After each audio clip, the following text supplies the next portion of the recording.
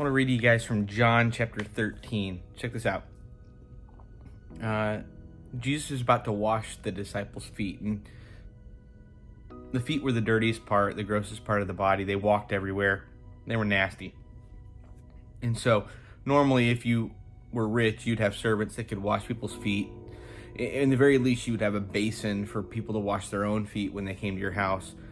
But you'd never have your rabbi, your teacher, your leader, the guy that you're a disciple of, wash your feet. But that's what Jesus did. In verse 12, he had just finished washing their feet. He said, when he had washed their feet and put on his outer garments and resumed his place, he said to them, do you understand what I have done to you? You call me teacher and Lord, and you are right, for so I am. If I then, your Lord and teacher, have washed your feet, you also ought to wash one another's feet. For I have given you an example that you also should do just as I have done to you. Truly, truly, I say to you, a servant is not greater than his master, nor is a messenger greater than the one who sent him.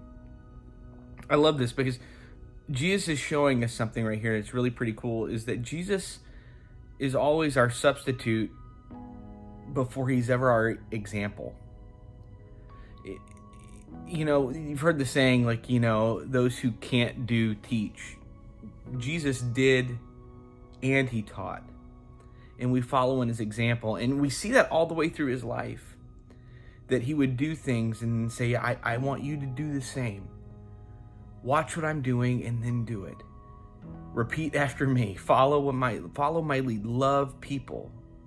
Be kind to those who are hurting. Reach out to those who are in the biggest need, and love on those who need love. Not only that, but here he's an example showing us that nothing should be below you. Nothing should be underneath you. Years ago, when I was a teenager, we were at my dad was a pastor at a large church, and I was, and this was up in Illinois, and I worked as a janitor. I was like 16 years old. It was like my job. In the evenings, I would clean the church. It was a big, big church. And I remember multiple times on Saturday night late walking in to like one of the bathrooms to clean them for church the next day. And I would see the pastor in there, the senior pastor. And he was this nice older man, and everybody was older than me then. I was 16, and he'd be in there, and I would see his coat and his tie sort of draped over one of the stalls, and he'd be in there with his sleeves rolled up, scrubbing a toilet. I'd say, Pastor, I got it. I can do this. You don't need to do this. I thought he was doing it because it was messy and he was upset. And he said, no. He said, no, Johnny, I'm just trying to remind myself who I am.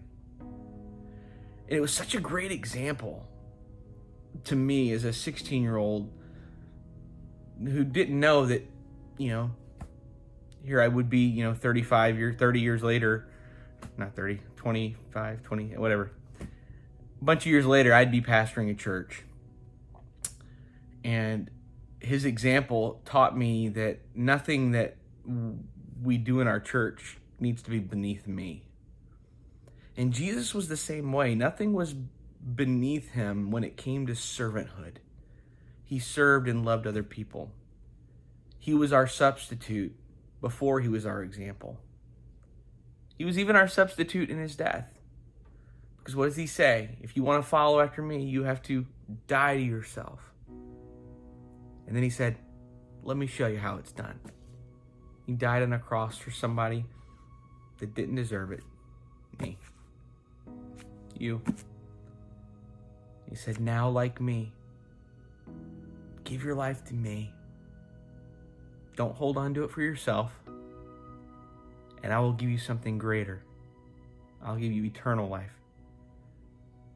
The old is gone, the new has come. And just like that, he's our substitute and our example.